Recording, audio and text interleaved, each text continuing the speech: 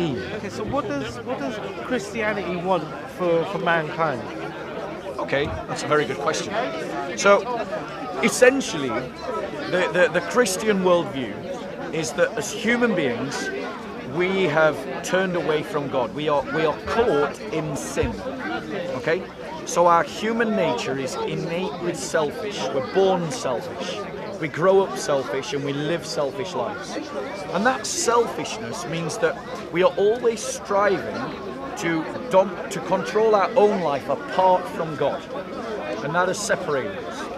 Now, the consequences of that way of living is that at Judgment Day, we will be held accountable for that sinful nature and for the way that it has expressed itself in our lives. And we are destined to hell. So, because we can't fix ourselves,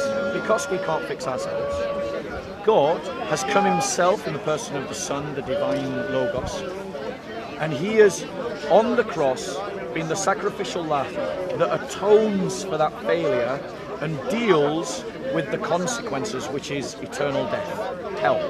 Okay?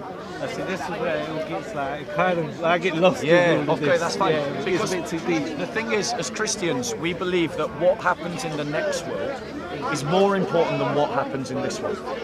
But that doesn't mean that as Christians we think we can just do whatever we want, right? As Christians, when we become disciples of Christ, we live a life that is designed by God to walk in good works, to do good, to live a disciplined and self-controlled life.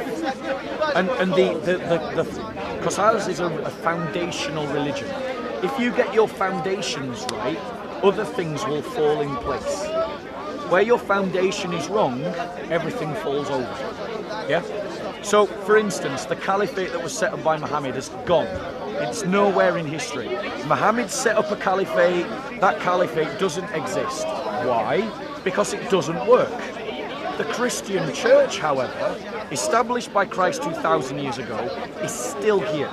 The caliphates are gone, the Roman emperors are gone, the Visigoth barbarians are gone, the empires of colonial Europe are gone, the Nazis are gone, the communists are gone, the church is still would here. disagree with the colonial empires are gone. I have a lot of problems with the colonial empires. A lot of problems.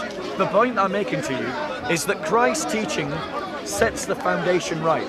Because you're supposed to build, as a Christian, as a disciple of Christ, your life on love. Yeah?